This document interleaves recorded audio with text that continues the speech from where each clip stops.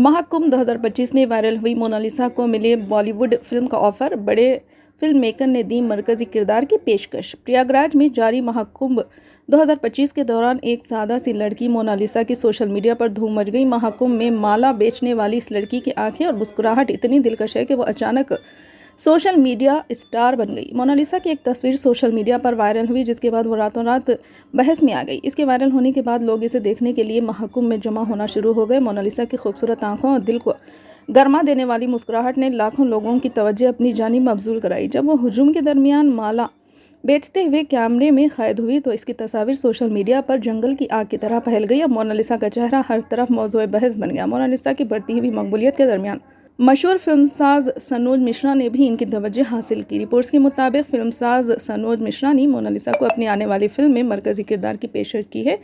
Film का नाम diary of Manipur बताया जा रहा है, जिसमें मरकजी किरदार अदा करने के लिए मोनालिसा का इंतखाब किया जा सकता है। हालांकि मोनालिसा को अदाकारी का कोई तजुर्बा नहीं है, ताहम फिल्मसाज ने कहा कि उन्हें अदाकारी की मुकम्मल तरबियत दी जाएगी। अदाकारी की दुनिया में कदम रखने का ये मौका मोनालिसा के लिए किसी ख्वाब से कम नहीं।